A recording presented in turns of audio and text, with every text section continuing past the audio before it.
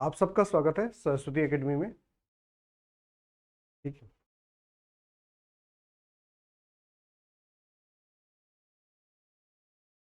स्वागत है। तो हमने इससे पहले जो क्लासें पढ़ी थी वो हमने व्यक्तित्व की पढ़ी थी। आज जो क्लासें हैं वो है आपकी बुद्धि या इंटेलिजेंट की क्लासें हैं आपकी, जो आज ही समाप्त होगी। अब आपको ये इंफॉर्मेशन मिल चुकी होगी कि 30 जून को आपका पेपर है। 2 महीने का टाइम आपके पास है। और जहाँ तक सिलेबस की बात है तो सिलेबस इस महीने आपका समाप्त हो जाएगा। मई 20 या 25 तारीख तक आपका पूरा सिलेबस कंप्लीट हो जाएगा। ठीक है। और इसके अलावा आपके जो प्रैक्टिस पेज है वो भी आपके साइड से 1 हफ्ते के बाद चालू हो जाएंगे। ठीक है। एक दिन प्रैक्टिस होगी, एक दिन आपको पेपर सेंड किया जाएगा अपनी मार्क्स का, और अगले दिन उसका सोल्यूशन आपको लाइव बताया जाएगा। इसके अलावा आपकी जो टॉपिक टेस्ट है उसका भी सोल्यूशन आप हर संडे को होगा। जो भी मैंने आपको 5-6 टॉपिक टेस्ट दिए हैं आगे भी देता रहूँगा। और इसका जो सोल्यूशन है उसका सोल्यूशन संडे के दिन या सैटरडे के नाइट जो 8 PM पे है वो आपकी चालू होगी। उसमें आपका सोल्यूशन लाइव बताया जाएगा, एनालिसिस किया जाएगा। और प्रैक्टिस बैच चालू होने वाले हैं, उसका इंफॉर्मेशन मैं आपको दे दूंगा। जो डेली 50 मॉडल पेपर है वो भी चालू होने वाले हैं। और जो सिलेबस है, सिलेबस की आपको टेंशन लेने की बात नहीं है। सिलेबस आपके मैंने कहा है कि आपका मई 20 या 25 तारीख तक आपका कंप्लीट सिलेबस हो चुका होगा। क्यों? हमने देखो, हमने टीचिंग वाला यूनिट ख़त्म कर दी, टेक्नोलॉजी वाली यूनिट ख़त्म कर दी। ये आपकी जो बाल विकास या अ, आपका साइकोलॉजी वाला चैप्टर है, इसमें आज बुद्धि हो जाएगी, मोटिवेशन है, समायोजन है, और बाल विकास है। बाल विकास में इतना डीप नहीं जाएंगे, जो आपने पहले पढ़ा है उसमें पियाजे के सिद्धांत या कोरार का नैतिकता का सिद्धांत, ये जो अवस्थाएं हैं वो बताई जाएंगी, क्यों उन्हीं से क्वेश्चन बनता है आपका। ठीक है। और विशिष्ट बालक, जिसमें आपके जो क्वेश्चन बनते हैं विशिष्ट बालक, वो आपको पढ़ाया जाएगा। इसके बाद हम सीधे जाएंगे आपके दर्शन दर्शन दर्शन शास्त्र में चलेंगे। और वहाँ भी हम इसी हिसाब से सिलेबस को अकॉर्डिंग चलेंगे। और लास्ट में बचे आपको आयोग, उसमें जितना क्वेश्चन आ सकते हैं उतना ही आपको प्रोवाइड किया जाएगा। देखिए नोट्स में मैं आपको सब दूंगा, मगर जो इम्पोर्टेंट है उस पर ज़्यादा फोकस आपको होगा। तो आपको पता है 30 जून से आपका पेपर है। ठीक है। तो हम जो टारगेट लेके चलेंगे वो हम चलेंगे मई का, कि मई 25 तारीख तक हमारा सब चीज़ कंप्लीट होना चाहिए। ठीक है। 30 जून ये आपकी पेपर डेट है। और लगभग 15 दिन आपको टेस्ट प्रिपरेशन के लिए चाहिए। ठीक है। बचे आप कितने दिन? आपके 45 दिन, 45 डे आपके बचे हुए हैं। कितने? 45 डे। अब इसकी स्थिति क्या होनी चाहिए? देखो 15 दिन आपको पूरे रिविजन जो भी है वो आपके लिए, आपके पास टाइम होना चाहिए। आपके पास अभी जो बचा है 50 डेज या 45 डेज आपके पास बचे हुए हैं। इसमें मैंने आपको कहा है 20 से 25 मई तक आपका सिलेबस कंप्लीट हो जाएगा, सब कंप्लीट हो जाएगा। ठीक है। इसके अलावा मैंने आपको कहा है कि जो टॉपिक टेस्ट है उसका सॉल्यूशन कल से आपके हर दिन कल संडे है तो कल उसका एक टॉपिक जो आपका टीचिंग का मैंने आपको टॉपिक टेस्ट दे रखा है, टीचिंग और टीचिंग मैटर का, उसका सॉल्यूशन आपको कल कराया जाएगा। तो आपसे है कि आप सब लाइव आ जाइए जितने भी हैं। ठीक है। इसके अलावा मैंने आपको बताया है कि 1 मई से 50 question sample paper test start होंगे। 50 नंबर के जो क्वेश्चन है, जिसमें उत्तराखंड है, रीजनिंग है, आपके जीएस है, 30 मार्क्स का आपका एकेडमिक एटीट्यूड है, ये सब मिला के 30 मार्क्स का 50 मार्क्स का एक पेपर मैं आपको सेंड करूंगा 1 मई को। और 2 मई को आपका उसका सॉल्यूशन लाइव बताऊंगा। और एक दिन आपको दिया जाएगा और दूसरे दिन उसका सॉल्यूशन बताया जाएगा। तो लगभग आपके 30 जून तक लगभग आपके 30 या 35 पेपर सेट या मॉडल टेस्ट या सैंपल पेपर मैं आपको करा चुका होगा। ठीक है, अब दूसरी क्लासें भी आपकी चालू होगी। ठीक है, अभी तक एक ही क्लास है। आपका टाइमिंग मैं बता देता हूं लाइव आने का, लाइव। ठीक है, 9 से 10 AM आपकी जो टीचिंग एप्टीट्यूड है, टीचिंग या एकेडमिक या पैडागोजी, इसकी क्लासें चलेगी। ठीक है, और शाम को इवनिंग में 8 to 9 PM यहाँ आपकी रीजनिंग प्लस GS, ये 2 क्लासें आपकी चलेगी। तो याद रखना, मंडे से आपके 8 से 9 बजे रीजनिंग और GS की क्लासें चलेगी लाइव, और मॉर्निंग में 9 से 10 आपकी टीचिंग एप्टीट्यूड या एकेडमिक एप्टीट्यूड की क्लासेस चलेगी। कि इसका भी सिलेबस कराना है, तो मैंने जो टारगेट दे रखा है आपके 20 या 25 मई तक आपका सिलेबस कंप्लीट करने का। और जो बच्चे बाद में जुड़े हैं वो, उनसे रिक्वेस्ट है आप पहले के वीडियो कंप्लीट देख लें, जो 20-21 क्लास से हो चुकी हैं उनको आप कंप्लीट देख दीजिए और आगे बढ़े। ठीक है, तो आज के सिलेबस में चलते हैं। तो ये तो इन्फॉर्मेशन हुई। ठीक है, आपके जो बच्चों ने ज्वाइन किया उनके इसी बैच में सब चीज़ें इंक्लूड है, अलग से कोई बैच आपको परचेज नहीं करना है, पैंतीस शर्ट का किसी का भी। ठीक है, तो आज के उसमें चलते हैं। तो आज का जो टॉपिक है, देखो आपके सिलेबस में, आपके सिलेबस में है, देखो बुद्धि, बुद्धि की अवधारणा, सिद्धांत और मापन। बुद्धि के अवधारणाएं, सिद्धांत और मापन। तो हम इसमें क्या, हमको इसमें क्या पढ़ना है, देखो इंटेलिजेंट में हमको बुद्धि में क्या पढ़ना है, क्या पेपर में आता है। तो इसका सबसे ज्यादा क्वेश्चन आते हैं सिद्धांत से, बुद्धि के सिद्धांत। और काफी है, ऐसे भी नहीं फिक्स है, काफी है, मगर जो मीन है वो आपको पढ़ाया जाएगा। पहला क्वेश्चन इसके सिद्धांतों से आता है, दूसरा इसके परीक्षण से आता है, बुद्धि परीक्षण, या ठीक है IQ कहते हैं, IQ टेस्ट से आता है। और IQ टेस्ट में किस प्रकार के क्वेश्चन आता है ये भी मैं आपको बता दूं। वही विनय और इस स्ट्रगन का तो आपको बाल विकास में पढ़ा है। यहाँ जो भारत में ये जो बुद्धि परीक्षण हुए हैं, IQ है, उसके क्वेश्चन आ जाते हैं, उसके क्वेश्चन पूछे जाते हैं। पिछली बार भी जो भारत में IQ हुए थे उसके परीक्षण पूछे गए थे, किसने किया, किस प्रकार के मापन के द्वारा ये किया गया है। ये क्वेश्चन आपके बुद्धि से संबंधित में आते हैं। तो ये चीजें हमने बुद्धि में पढ़ना है। तो चलो स्टार्ट करते हैं बुद्धि का चैप्टर।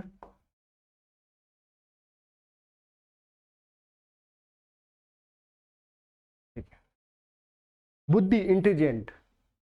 अब एक बाइक आपके बायो या जीव विज्ञान में हम बुद्धि को सेरिबम से दे, पूरा जो ये होता है, तो सेरिबम से लेके हम उसको डिनोट करते हैं, मापते हैं या उसकी स्टडी करते हैं। मगर साइकोलॉजी में किस प्रकार से करते हैं, तो साइकोलॉजी में बुद्धि की परिभाषाएं क्या होती है, और सबसे इंपॉर्टेंट इसके तत्व, इसके एलिमेंट। हर थिंकर्स ने, हर विचारक ने अलग अलग तत्वों से बुद्धि का निर्माण बताया है। यह बुद्धि की जो विशेषता है या निदान है वो अलग अलग तत्वों के आधार पर बताया है। यही हमने बुद्धि के सिद्धांत में पढ़ना है।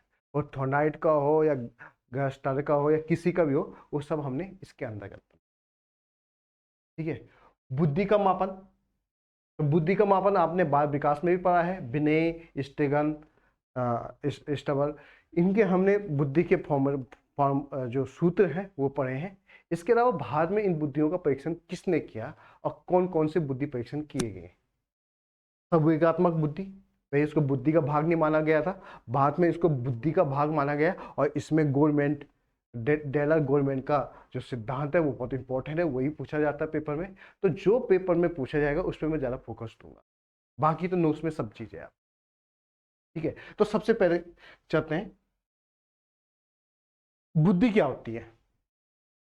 तो बुद्धि एक मानसिक योग्यता है, एक IQ है, जो वस्तु या तत्वों को समझने या आपसी संबंध खोजने या समायोजन करने या तर्कपूर्ण ज्ञान प्राप्त करने के में सहायक होती है।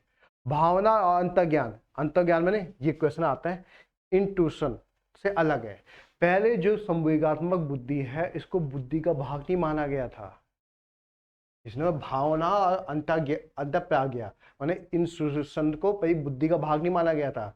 जो पहले के थिंकर्स थे उन्होंने कहा ये बुद्धि का भाग नहीं है। जब डेविड गवर्नमेंट आया तो उसने एक थ्योरी दी, उसने कहा कि भावना इमोशनल भी एक बुद्धि का भाग है। तो पहले बुद्धि का उसको स्थान नहीं दिया गया था, उसको बुद्धि नहीं माना गया था भावनाओं का या इमोशनल को या जो संवेदनाएं होती हैं उनको भाग नहीं माना गया, पर बाद में उसको बुद्धि का भाग माना गया है। ठीक है, ठीक है। अब इसके कुछ कथन हैं, ये हमने पढ़ने। तो सबसे पहले आते हैं आपके वर्गीगम। सीखने की योग्यता ही बुद्धि है, ये वर्गीगम। देखो छोटे छोटे मैंने कथन आपको दे रखे हैं, ज्यादा लंबे कथन पढ़ने की जरूरत नहीं है, छोटे छोटे कथन याद कर लीजिए कि सीखने की योग्यता ही बुद्धि है, ये वर्गीगम ने कहा है। ठीक है, ज्यादा इसको विस्तार में डिस्कवरी नहीं करेंगे। तरमन, मूल विचारों के बारे में सोचने की जो योग्यताएं हैं उसको बुद्धि कहा जाता है। रॉस, नवीन परिस्थितियों में जो चेतन अनुकूलन है उसी को बुद्धि कहा जाता है।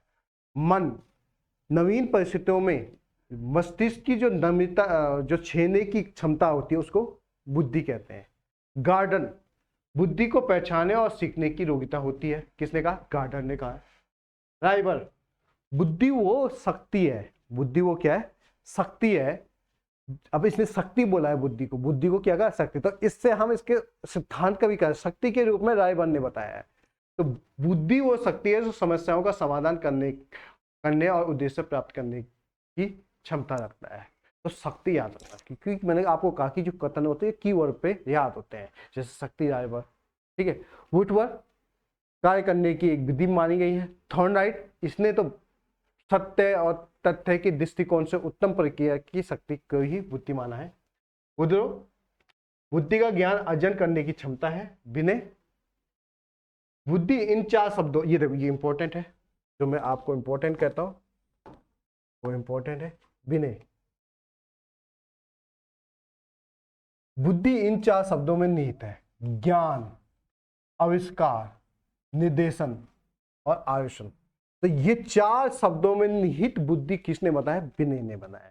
तो विनय ने जो 4 शब्दों में निहित है ये पूछे जा सकते हैं। ज्ञान, आविष्कार, निर्देशन, आयोजना, ये 4 प्रकार के इसने क्या बताए थे? शब्दों में बुद्धि ही नहीं, मतलब जिस ये 4 शब्द क्या है? बुद्धि के हैं। भट्ट ने कहा है बुद्धि अच्छी तरह से निर्णय करने और समझने और तर्क करने की योग्यता है। स्टारबर्ग, बुद्धि आलोचनात्मक ढंग से सोचने की प्रक्रिया है। आलोचनात्मक ढंग से सोचने की प्रक्रिया। भारतीय परंपरा के हिसाब से संज्ञात्मक बुद्धि, सामाजिक बुद्धि, संवेगात्मक बुद्धि और उद्यमी क्षमता। तो ये 4 प्रकार की बुद्धियां बताई गई हैं, या इन 4 प्रकार की क्षमताओं को बुद्धि कहा गया है। संज्ञात्मक आपको पता है कॉन्वेंट, जिसमें ज्ञान की प्राप्ति होती है। सामाजिक, संवेगात्मक और उद्यमी। अब आते हैं बुद्धि के निर्धारक तत्व। बुद्धि के निर्धारक तत्व, तो हमेशा रखना एक चीज याद रखना, बुद्धि को 2 ही चीज प्रोवाइड करती है, एक तो वातावरण और एक क्या? आनुवांशिकता। 2 चीजें हमेशा प्रोवाइड करती है। एक क्या कहा मैंने? वातावरण, और दूसरा आनुवांशिकता, जीन्स या प्रवाहिक जो आनुवांशिकता होती है वो बुद्धि को प्रभावित करते हैं। ये दोनों मुख्य तत्व होते हैं बुद्धि। ठीक है। अब इन्होंने एक प्रैक्टिकल किया, देखो अलग अलग परिवार में जन्मे बच्चे को जन्म के बाद एक ही वातावरण में रखकर पाया कि ऐसे बच्चे बुद्धि एक दूसरे से भिन्न होती है। ठीक है। एकांकी जुड़वा बच्चों की बुद्धि में भाषीय जुड़ाव बच्चों की अपेक्षा अधिक समानता होती है। इस सहसंबंध को अभी इसको मैं बताऊंगा आपको। बोचार और मैटर ने 1981 में हेरमेडर और किनबर्नर और ज्वाइनर ने अपने अध्ययनों के द्वारा बताया कि जिन व्यक्तियों की रिश्तेदारी होती है उनकी बुद्धि लब्धि में सहसंबंध पाया जाता है। अब ये सहसंबंध क्या है? तो ये सहसंबंध है समानता, माने उन दोनों में समानता कितनी % पाई जाती है। अब इसने कहा कि अलग अलग बच्चों को, अलग अलग परिवार के अलग अलग परिस्थितियों के बच्चों को हमने एक माहौल में या एक वातावरण में साथ रखा, मगर उनकी बुद्धि अलग अलग पाई जाती है। अब इसका एग्जांपल देखो, जैसे विद्यालय है, स्कूल है, तो अलग अलग समाज के, अलग अलग वर्ग के, अलग अलग वातावरण के बच्चे एक जगह पे क्या होते हैं, उपस्थित होते हैं, और वहां उनका अध्यापन का कार्य होता है, उनको पढ़ाया जाता है, मगर उनकी बुद्धियों में अंतर काफी पाया जाता है, एक दूसरे से भिन्न बुद्धियां होती हैं। क्या होती हैं? भिन्न बुद्धियां होती है। तो वातावरण का ज्यादा असर पड़ता है, मैंने बताया है। अब इन्होंने क्या किया, जुड़वा बच्चों को लिया, तो जुड़वा बच्चों की बुद्धि में समानता पाई गई,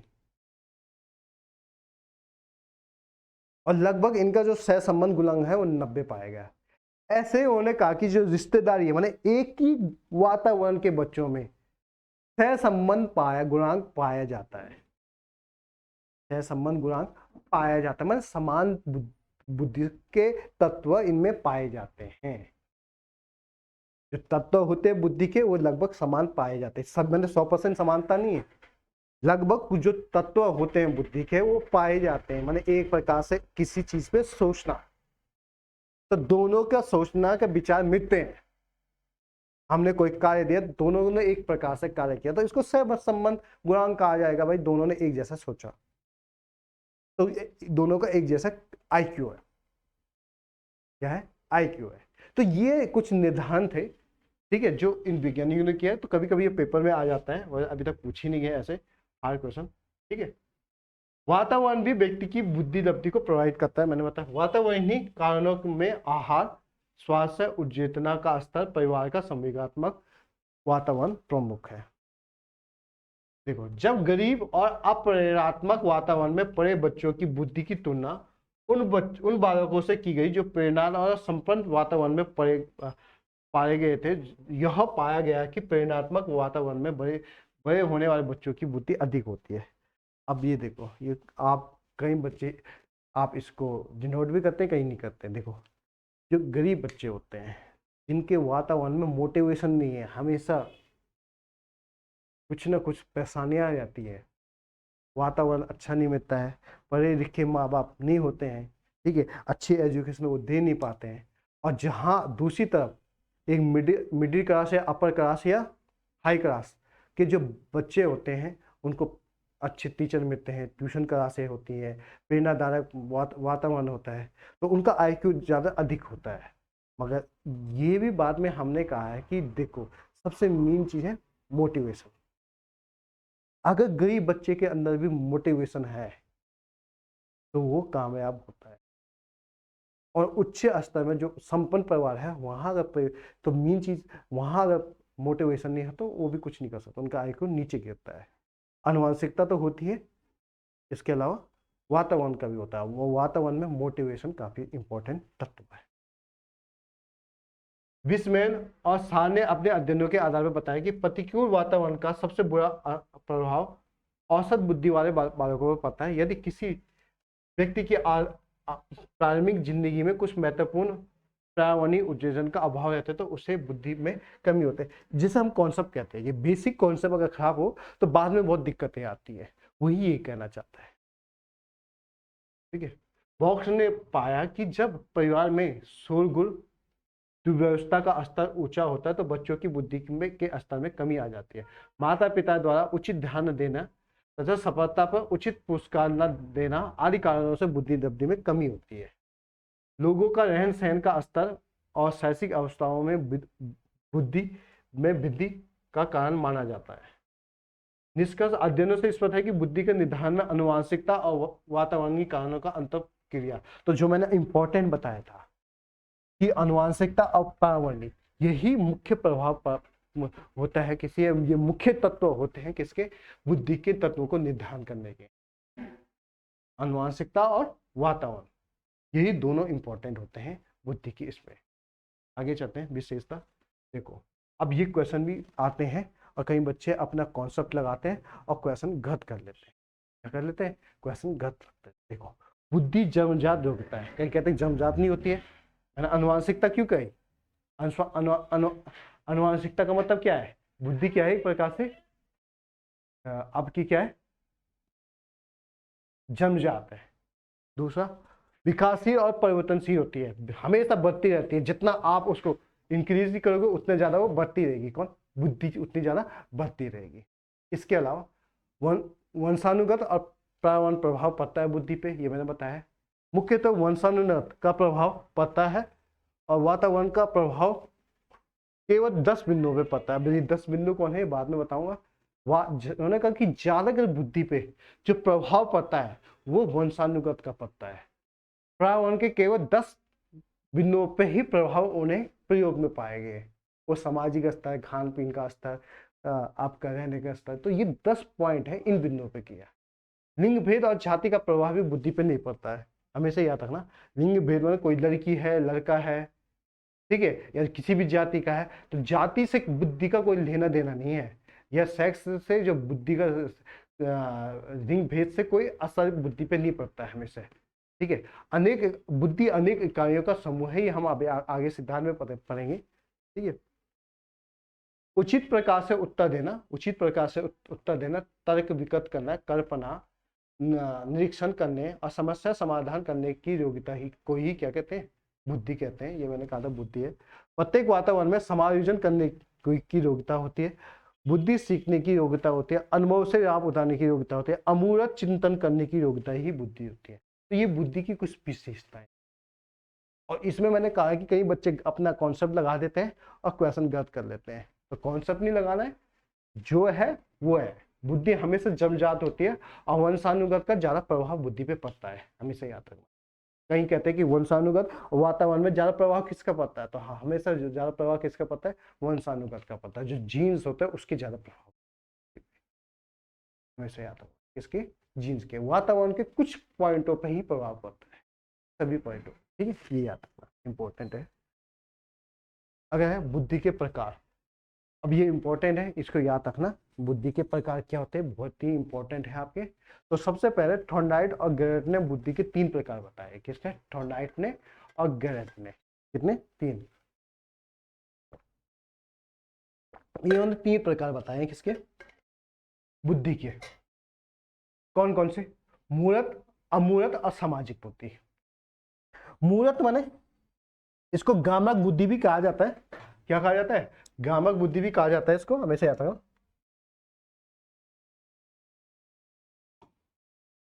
मूर्त बुद्धि, इसको गामक बुद्धि भी कहा जाता है। माने ऐसी बुद्धि जो किसी भी कार्य को करने के लिए सक्षम होती है, जो उसके सामने है। जैसे मशीनों का प्रयोग करना, किसी यंत्र का प्रयोग करना, जैसे टेक्नोलॉजी का यूज करना। आज का टेक्नोलॉजी तो मूर्त बुद्धि है। इसमें जैसे इंजीनियर आता है, खिलाड़ी आता है, मिस्त्री आता है, कारीगर आता है, नाटक आता है, सारे कार्यों में 10 व्यक्ति, ये मूर्त बुद्धि है। अमूर्त बुद्धि सोचने की, चिंतन करने की, जो सोच के, जैसे शिक्षक है, तो शिक्षक क्या है? अमूर्त बुद्धि। हर कोई शिक्षक नहीं बनता है, जिसके पास अमूर्त बुद्धि होती है वही शिक्षक बनता है। वकील है, डॉक्टर है, साहित्यकार है, दार्शनिक है, ठीक है। इसमें एक पेंटर भी आया है। अब पेंटर आप कहेंगे भाई नहीं, तो पेंटर क्या करता है? चित्र बनाता है, तो अपनी सोच से बनाता है वो। किससे बनाता है? सोच से। जो अंदर चिंतन होता है या जो होता है उसको अमूर्त बुद्धि कहा जाता है, ठीक है। सामाजिक बुद्धि जो सामाजिक व्यवहार के रूप में होती है, किसी भी सामाजिक कार्य को करने के लिए जो बुद्धि होती है, जैसे समाज सेवी है, नेता है, राजनीति है, कूटनीति है, व्यवसायिक है, इनके लिए सामाजिक बुद्धि चाहिए। तो थॉर्नडाइक और गैरेट ने 3 प्रकार की बुद्धि बताई है, मूर्त, अमूर्त और सामाजिक। ये आपको याद रखना, ठीक है। अगला, बुद्धि का एक तत्व सिद्धांत है, एक कारक सिद्धांत, हमेशा याद रखना। देख, एक कारक आएगा, 2 कारक आएगा, बहु कारक आएगा, ती आमी आएगा, ती चापिया आएगा, ठीक है, समूह कारक आएगा। ये सब सिद्धांत है और इनके आपको प्रतिपादक क्या होने चाहिए। जैसे एक कारक, केवल एक तत्व से बुद्धि का निर्माण हुआ है। एक तत्व माने एक कारक, और इसके जो प्रतिपादक है वो बिने हैं, अल्फ्रेड बिने, जिन्होंने आईक्यू का फॉर्मूला दिया था। इन्होंने कहा कि बुद्धि, किसी भी व्यक्ति की बुद्धि तीव्र हो तो वो सभी कार्य कर सकता है, ठीक है। उसने कहा कि जो तेज बुद्धि वाला है वो सभी प्रकार का काम करता है, और जिसके पास बुद्धि नहीं वो किसी प्रकार का काम नहीं करता। तो इस मान्यता को कहीं प्रतिपादक या कई थिंकरों ने निकाला, मैंने कहा कि ये जबरदस्ती ये सिद्धांत दिया है, इसका कोई औचित्य नहीं है। इसी कारण इसी को निकुरसवादी सिद्धांत कहा है कि अपनी बात मानी था। विनय ने एक सिद्धांत दे दिया, कह दिया भाई यही सिद्धांत है बस। तो एक प्रकार से निकुरसवादी सिद्धांत कहा जाता है, जो तीव्र बुद्धि वाला है वही। तो एक कारक सिद्धांत हमें से दिया है अल्बर्ट ने, ठीक है। द्विकारक सिद्धांत, दो तत्वों, बुद्धि में दो तत्व होते हैं और दो तत्वों से बुद्धि बनती है। ये स्पीयरमैन ने 1904 में दिया था द्वितत्व सिद्धांत या द्विकारक सिद्धांत। बुद्धि का संबंध चिंतन से बताया गया है इसमें, और बुद्धि के दो प्रकार बताए गए हैं। एक बताया है जी कारक और एक एस कारक और एक जी कारक। एक एस कारक और एक जी कारक। एस कारक माने सामान्य बुद्धि और जी कारक माने विशिष्ट बुद्धि। विशिष्ट बुद्धि, तो दो कारक बताए हैं यहां तक ना। एक कहा गया है कि व्यक्ति में दो प्रकार की बुद्धि होती है, दो कारकों से मिलकर बनती है। एक सामान्य योग्यता जिसको मैंने एस प्रकार की बुद्धि कहा है, और जी प्रकार की बुद्धि मैंने विशिष्ट योग्यता वाले बुद्धि, ठीक है। देखो अब इसने कहा है जो विशिष्ट कारक बुद्धि मैंने विशिष्ट योग्यता वाली बुद्धि होती है, जी प्रकार की बुद्धि होती है, ये जन्मजात होती है। वो क्या होती है? जन्मजात हो सकती है। जो हम कहते हैं किसी की विशिष्ट बुद्धि है, बहुत तेज है, तो वो उसके जीन से आई है। इसने ये कहा है, सिंपल बात कहा है कि जो जी प्रकार की बुद्धि है वो हर किसी में नहीं होती है, वो जन्मजात आती है, ठीक है। और इसको हम सिखाने या परीक्षण से नहीं बदला जा सकता है, ठीक है। और जीवन में सफलता असफलता है तो यही बुद्धि जिम्मेदार होती है। कौन सी? जी प्रकार की। एस प्रकार की सामान्य बुद्धि है, इसको बढ़ा भी सकते हैं और घटा भी सकते हैं। पर सिखाने, अधिगमन और परीक्षण के द्वारा इसको बदला भी जा सकता है। किसको? एस कार के जो सामान्य प्रकार की बुद्धि है, ठीक है। सामान्य तत्वों में संपर्क में जो भी विशिष्ट तत्व आते हैं और जितना अधिक आता है व्यक्ति उस क्षेत्र में उतनी ही प्रगति करता है। बाद में स्पीयरमैन ने एक तत्व सिद्धांत तत्व दिया और त्रितत्व सिद्धांत भी दिया, जिसने बाद में कुछ और सिद्धांत दिया, वो बाद में बताएंगे। तो इसने ये कहा है कि देखो जो सामान्य बुद्धि है, सामान्य बुद्धि में अगर कोई विशिष्ट तत्व की बुद्धि जोड़ी जाए और जितनी अधिक मात्रा में हो उस क्षेत्र में उतना ही ज्यादा विकास करता है। सब व्यक्ति एक सामान्य बुद्धि लेके पैदा होते हैं, इसका मतलब ये है जन्म होता है, और जन्म के बाद जो विशिष्ट प्रकार की कोई तत्व है अगर उसके तरफ उसको मोटिवेट किया जाए तो जितना ज्यादा वो मोटिवेट होगा वो उस क्षेत्र में उतना ही आगे जाएगा। ये किसने कहा है? स्पीयरमैन ने कहा है। तो द्वितत्व सिद्धांत, एक तत्व सिद्धांत विनय ने, और द्वितत्व सिद्धांत स्पीयरमैन ने दिया है। अगर है भौकारक, भौघन, भौतत्व, मात्रा सिद्धांत, मल्टीफैक्टर थ्योरी, ये याद रखना। सब नाम कर रहे, भौकारक, भौखंड, भौतत्व, मात्रा सिद्धांत, मल्टीफैक्टर थ्योरी। बहुत इंपॉर्टेंट है मात्रा सिद्धांत और मल्टीफैक्टर थ्योरी किसने दी है? ये दी है थॉर्नडाइक ने। थॉर्नडाइक ने अमूर्त, मूर्त और सामाजिक बुद्धि के तीन तत्व भी बताए हैं। इसके अलावा जो मल्टीपल थ्योरी या मात्रा सिद्धांत या परमाणु सिद्धांत, परमाणु सिद्धांत भी इसका है, बालू सिद्धांत, बालू सिद्धांत। जैसे इसने कहा, अब देखो इसने क्या कहा, इसने कहा जैसे बालू का ढेर है तो अनेक कणों से मिलकर बनता है। जैसे परमाणु है तो परमाणु जब विस्फोट होता है तो उसमें कई यूनियन, कई जो रिएक्शन होते हैं उससे बनता है। तो ऐसे कहा इसने बुद्धि भी अनेक तत्वों से बनती है। जितने ज्यादा तत्व उस बुद्धि में होंगे उसकी उतनी ज्यादा बुद्धि उसकी होगी, और जितने कम तत्व होंगे उतना ही उसकी बुद्धि कम होगी। तो इसने बालू के जो लंबाई, चौड़ाई, क्षेत्रफल और गति के आधार पर क्या बताया है? बुद्धि के सिद्धांत बताया है। जैसे बालू में जितने कण होते हैं उतना उसकी ऊंचाई बढ़ती है, उतनी उसकी चौड़ाई बढ़ती है, उसका क्षेत्रफल बढ़ता है। इसी प्रकार बुद्धि में जितने तत्व होते हैं उस प्रकार से उसकी बुद्धि बनती है। तो थॉर्नडाइक ने यही कहा है, ठीक है, याद रखना। तो बालू सिद्धांत, परमाणु सिद्धांत, मात्रा सिद्धांत, व्यक्तिगत थ्योरी थॉर्नडाइक की है, जितना मात्रा होगी उतनी बुद्धि होती है। फाइनाइट कहते हैं कि कठिनाई का स्तर बढ़ने पर बुद्धि का स्तर भी बढ़ता है, और कठिनाई का स्तर कम हो तो बुद्धि का स्तर भी घटता है। तो एक कथन है, किस व्यक्ति ने कहा है कि बुद्धि को अगर हार्ड स्तर दिया जाए, कोई हार्ड कार्य दिया जाए तो बुद्धि तेज होती है, और इजी कार्य दिया जाए तो बुद्धि घटती है। तो थॉर्नडाइक ने, ठीक है, इस सिद्धांत के अनुसार बुद्धि कई तत्वों का समूह है और प्रत्येक तत्व में कोई सूक्ष्म योग्यता होती है। ठीक है, तो एक तत्व सिद्धांत, द्वितत्व सिद्धांत, बहुतत्व सिद्धांत, मल्टीपल थ्योरी, परमाणु सिद्धांत, बालू का सिद्धांत, ये आपके दिमाग में होने चाहिए। अगला है आपका समूह तत्व सिद्धांत, समूह तत्व सिद्धांत या समूह कारक सिद्धांत, थर्स्टन ने दिया है। ठीक है, और इसकी पुस्तक है primary matter ability, primary matter ability. ठीक है, प्राथमिक मानसिक योग्यता, इसकी हिंदी में ये बुक है। ठीक है, इंग्लिश में याद करो, इंग्लिश में आती है।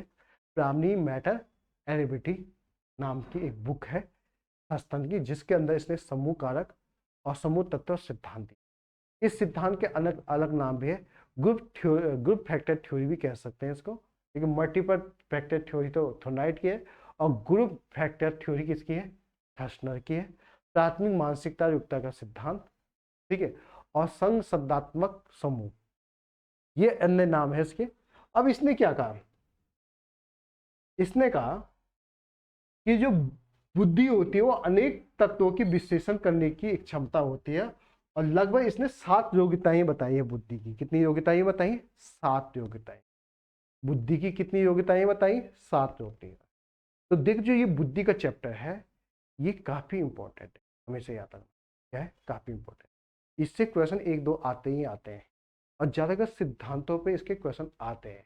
जैसे मैंने कहा, एक तत्व सिद्धांत विनय का है, द्वितत्व सिद्धांत स्टेरमैन का है, मल्टीपल थ्योरी बालू सिद्धांत, परमाणु सिद्धांत, बहुतत्व सिद्धांत, बहुखंड सिद्धांत, ये किसका है, थॉर्नडाइक का है। ठीक है, और अगर मैंने बताया समूह सिद्धांत, ग्रुप मल्टीपल थ्योरी, ये थर्स्टन की है। इसने कहा कि जो बुद्धि है वो 7 प्रकार के समूह से बनी हुई है, माने जो योग्यताएं हैं, 7 प्रकार की योग्यताएं हैं, उनके समूह को ही इसने बुद्धि कहा है। अब पूछा जाएगा, ये पूछा जाए 7 प्रकार की बुद्धि की योग्यताएं किसने बताई है, तो ये थर्स्टन ने बताई है। किस बुक में, के आधार पे, प्राइमरी मैटर एबिलिटी। तो कौन, शाब्दिक बुद्धि, शब्दों और विचारों का जो सही से प्रयोग करता है, या उनको प्रयोग करना, उनको समझने की बुद्धि को शाब्दिक बुद्धि कहा जाता है। आंतरिक बुद्धि, हिसाब करना या गणितीय बुद्धि कह सकते हैं इसको। स्मरण करती, याद करने की बुद्धि। तात्विक योग्यता, तर्क करने की बुद्धि। वाक, तेज बोलने की।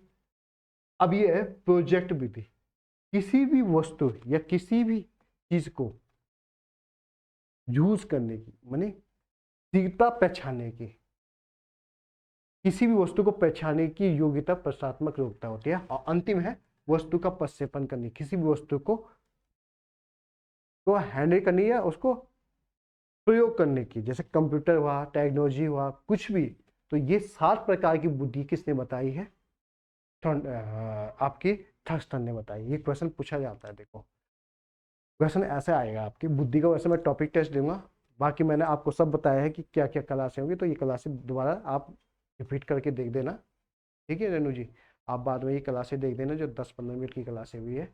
तो मैंने आपको कहा कि अब डेट भी आ चुकी है 20 जून में, और आपको सब चीज़ बता दिया है कि किस प्रकार से आपकी क्लासें अब रेगुलर चलेगी। ठीक है, तो इस क्लास को दोबारा देख देना, और रेगुलर क्लासें किस प्रकार से चलेगी। ठीक है, तो ये 7 प्रकार की बुद्धि क्वेश्चन आ रखा है कि 7 प्रकार की योग्यता वाली बुद्धि किसने दी है, थर्स्टन ने दी है। ठीक है, बुक का नाम भी आ जाता है। अगली बात है, एक शब्द आता है कि cross row in the mind of the man. ये पुस्तक किसने लिखी है, कैली ने लिखी है, बुद्धि के तत्व। इसने 9 प्रकार की बुद्धि बताई, इसने 9 तत्वों से बनी हुई है। देखो 7 तत्वों से थर्स्टन, देखो सबसे पहले एक तत्व से किसका, विनय का। 2 तत्वों से स्पेरमैन का। 7 तत्वों से थर्स्टन का। 9 तत्वों से कैरी का। तो समूह कारक थर्स्टन का, समूह कारण और 7 तत्वों का सिद्धांत एक ही ने दिया है, वो है थर्स्टन। याद तक अगर है सैंपलिंग, याद रखना सैंपलिंग मॉडल, बुद्धि का देखो बुद्धि के मॉडल बहुत होते हैं, अगर आप बुकों में देखेंगे तो इतने मॉडल मिलेंगे बुद्धि के, मगर जो पेपर में आते हैं वही मैं आपको बता रहा हूँ। सैंपलिंग मॉडल थॉमस ने दिया है 1975। इसने कहा कि प्रत्येक बुद्धि में मानसिक योग्यता का थोड़ा थोड़ा नमूना होता है, माने जितने में हम तत्व कहते हैं, अभी हमने कहा 9 तत्वों से, 7 तत्वों से, मल्टीपल थ्योरी, बहुत तत्वों से बुद्धि का निर्माण होता है। इसने कहा कि सभी तत्वों का कुछ ना कुछ मात्रा व्यक्ति की बुद्धि में होती है, मानसिक योग्यता होती है, ठीक है। तो इसने कहा कि सभी का कुछ ना कुछ सैंपल बुद्धि में होता है, और वो उन सैंपलों का अगर चयन करके अपनी नई बुद्धि का निर्माण कर सकते, जिन जिन चीजों का वो सैंपल में प्रयोग करेगा, जो जो तत्वों का वो बुद्धि में प्रयोग करेगा, वो तत्व उसकी उतनी ज्यादा विकसित होगी। तो सैंपलिंग मॉडल या वर्ग घटक सिद्धांत ये थॉमस ने दिया है। किसने दिया है? थॉमस ने दिया। जल्दी जल्दी पढ़ेंगे। कर्मित महत्व के सिद्धांत बट एंड बर्नर ने दिया है, ठीक है। तो बट बर्नर ने कहा है कि मानसिक योग्यताओं को कर्मित महत्व प्रदान किया गया है, उन्हें स्पेरमैन की सामान्य बुद्धि योग्यताओं को उच्च स्थान पर रखा, जिसके विभाजन और उप विभाजन के लिए, देखो इससे पहले मैंने आपको द्वितत्व सिद्धांत बताया था, स्टेटमेंट का बताया था। तो द्वितत्व सिद्धांत किसने दिया था? स्टेटमेंट में, स्पेरमैन ने दिया था। तो उसने 2 प्रकार की बुद्धि कहा था, एस प्रकार की बुद्धि और जी प्रकार की बुद्धि। एस प्रकार की बुद्धि मैंने सामान्य बुद्धि, और जी प्रकार की बुद्धि मैंने विशिष्ट बुद्धि। तो इसने विशिष्ट बुद्धि मैंने आपको कहा था जन्मजात होती है, असामान्य बुद्धि सभी में होती है। तो इसने सामान्य जो बुद्धि है उसको उच्च स्थान पर रखा, मैंने सबसे ऊंचे स्थान पर रखा। किसने? बट और बटन ने। और इसने कहा कि इसी सामान्य बुद्धि का विभाजन और उपविभाजन करके एक पिरामिड का निर्माण, एक जो पिरामिड है उसके समान रखी जाए, और धीरे धीरे उस विशिष्ट योग्यता तक पहुंचा जा सकता है।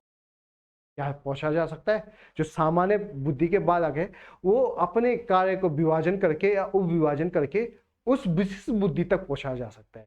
विशिष्ट बुद्धि माने किसी चीज में विशेष योग्यता वाली बुद्धि, वो खेल में हो, भाषण में हो, टेक्नोलॉजी में हो, तो वो विशिष्ट बुद्धि है, माने एक तत्व उसमें बहुत ज्यादा मात्रा में है। तो मैंने कहा कि जो सामान्य बुद्धि है, तो सामान्य बुद्धि अगर विशिष्ट बुद्धि बनना चाहती है तो उसको वो चीजें करना चाहे, उसको ट्रेनिंग, परीक्षण, अधिगमन सीखना चाहे, उसके आधार पर उसको विशिष्ट बुद्धि प्राप्त हो सकती है। तो कर्मित महत्व का सिद्धांत है, माने एक से एक स्टेप बाय स्टेप हम उच्च या विशिष्ट योग्यता को पा सकते हैं सामान्य बुद्धि वाला। तो ये बटन और मट ने दिया था शासना के आधार पर। तो इसने ये पूरा दे रखा है कि मानसिक योग्यता, ठीक है, इसको इतना पढ़ना नहीं है आपने। देखो इसमें आपके जो क्वेश्चन आएंगे बुद्धि में ज्यादा सिद्धांत से किससे आते हैं, जो में ये सिद्धांत है इनसे क्वेश्चन आते हैं। आईक्यू आपके ज्यादातर जो आईक्यू का क्वेश्चन है वो 3-4 है, वो फिक्स है, वही आपके रिपीटेड होते रहते हैं। जो मापन है आईक्यू का, जो विनय का है, स्पेरमैन का है, भारत में किसने किया, जरूरता है, ठीक है, जरूरता परीक्षण है, यही क्वेश्चन आपके पेपर में आते हैं। और सिद्धांत से एक तत्व सिद्धांत, 2 तत्व सिद्धांत, मल्टीपल थ्योरी कितने दिए, ग्रुप थ्योरी किसने दी है, ठीक है, तियामी सिद्धांत कितने दिया, तिचापी सिद्धांत कितने दिया, बॉक्स थ्योरी किसने दी है, ये क्वेश्चन डायरेक्ट आपके पेपर में पूछे जाते हैं। तो ये याद होने चाहिए। जैसे बॉक्स थ्योरी, तो बॉक्स थ्योरी किसने दी है? गिलफोर्ड ने दी है, और काफी इंपॉर्टेंट भी है ये तियामी सिद्धांत। हम इसको तियामी सिद्धांत कहते हैं, ठीक है, या प्रतिमान सिद्धांत या मॉडल सिद्धांत या 3D थ्योरी भी कहा जाता है इसको। किसे? इसको। और सिंपल अगर याद करना, सक्रिय विषय वस्तु उत्पादन सिद्धांत, इसको कहा जाता है सिंपल। अब इसमें जो बॉक्स होते हैं ये संख्या पूछी जाती है, ठीक है। तो शुरुआत में जब इसका प्रयोग किया गया था तो 120 बॉक्स थे, फिर इसमें संशोधन किया, 150 बॉक्स किए गए, और अब जो बाद में इसका पूर्ण रूप से जब संशोधन करके इस सिद्धांत को दिया गया तो 180 बॉक्स। ये भी पूछे जाते हैं। हमने अभी कहा बॉक्स थ्योरी या मॉडल थ्योरी, तो 120 इसका प्राइमिंग था। कितना? 120। कैसा आया मैं भी याद कर, पहले 120 था, फिर संशोधन करके 150 हुआ, अब आंसर आएगा 180। ये प्राइमिक स्तर है और ये बाद में जब ये सिद्धांत कंप्लीट किया गया तो 180 बॉक्स थ्योरी कहा गया इसको। अब कैसे? इन्होंने कहा है जो बुद्धि की संरचना मॉडल है इसके अंतर्गत 5 × 4 × 6 माने 120 कोषों से बनाए गए हैं। किससे बनाए गए? 3। और इसके अंदर 3 तत्व होते हैं। कितने मीन कितने होते हैं? 3 तत्व। मानसिक योग्यता के 3 तत्व होते हैं। कौन कौन से? देखो, सबसे आते हैं सक्रिय, विषय वस्तु, परिणाम या उत्पादन। परिणाम या उत्पादन। तो सबसे पहले देखो कितने, 1 2 3 4 5 है। तो देखो सक्रिय क्रियाएं किसे कहते हैं? सक्रिय क्रियाएं किसे कहते हैं? ठीक है, समस्या समाधान के लिए, जब समस्या समाधान के लिए व्यक्ति जिस मानसिक प्रक्रिया से होकर गुजरता है, किसी भी समस्या के समाधान के लिए जब वो जिस मानसिक प्रक्रिया से गुजरेगा उसको सक्रियाएं कहा जाएगा।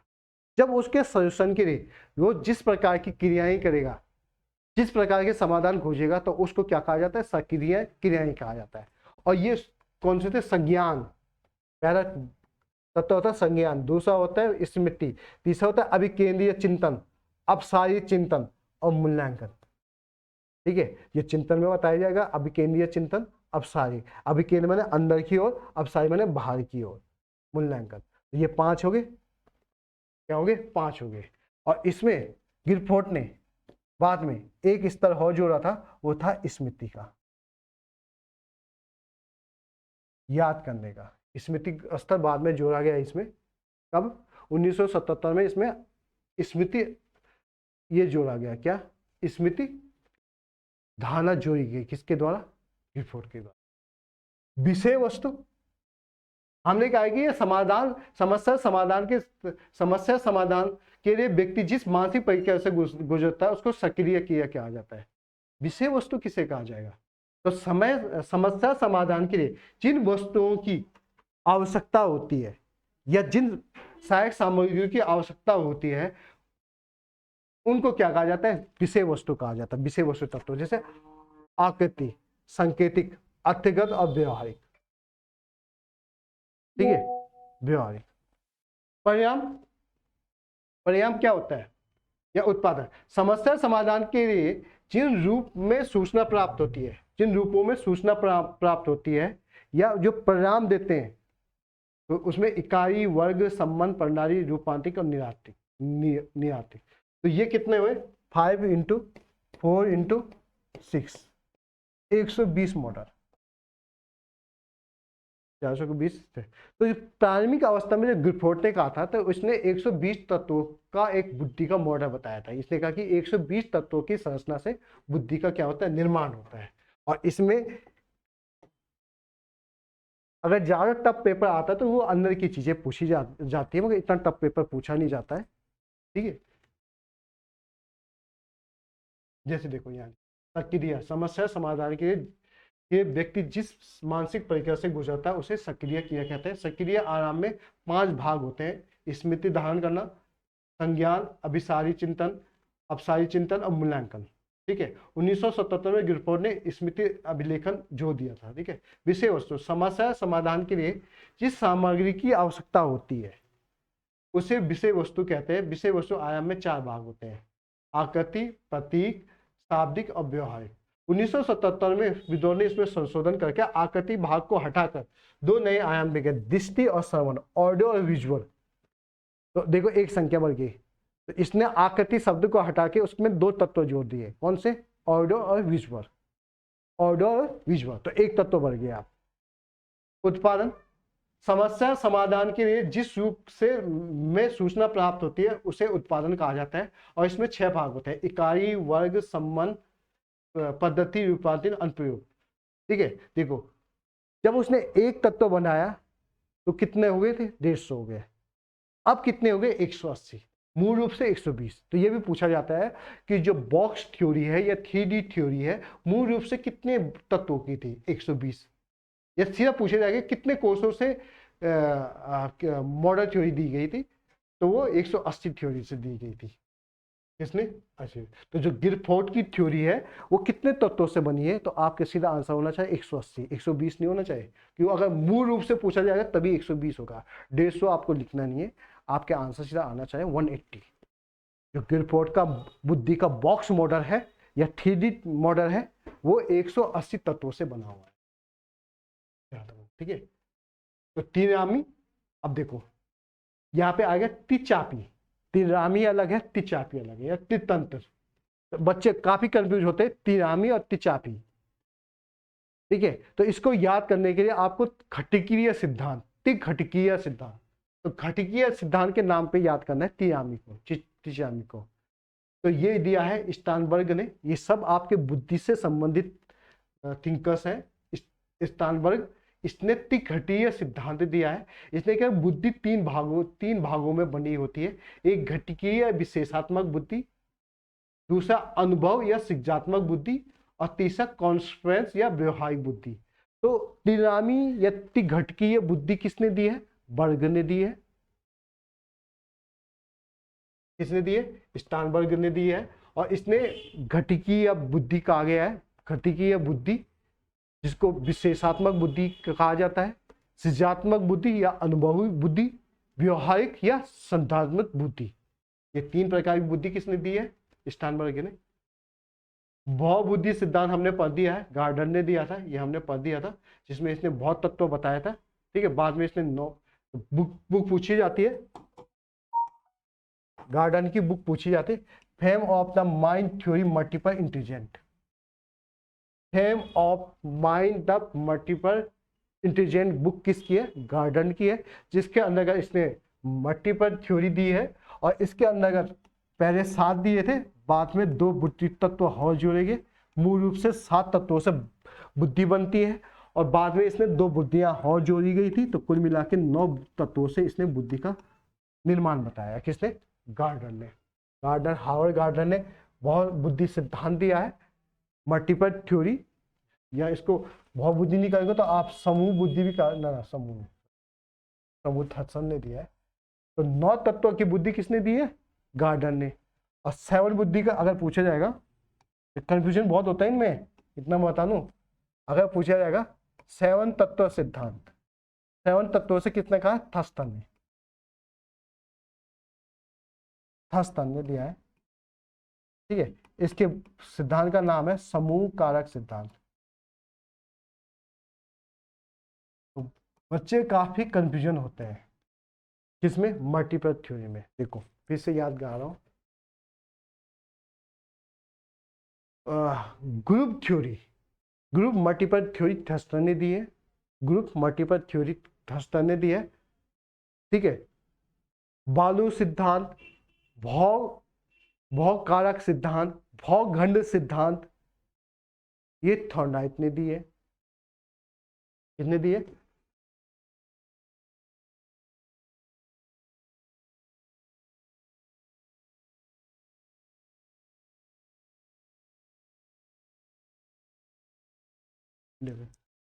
ये मैंने बता दिया था आपको। भौतिक कारक सिद्धांत, भौखंड या मात्रा सिद्धांत या मल्टीपल थ्योरी थॉर्नडाइक ने दी है। कि बच्चे बहुत कंफ्यूजन होते हैं। ठीक है, जिसमें मैंने बताया था कि अनेक तत्वों से होते हैं। समूह कारक या समूह तत्व सिद्धांत या ग्रुप मल्टीपल थ्योरी थर्स्टन ने दी है, याद रखना। ठीक है, और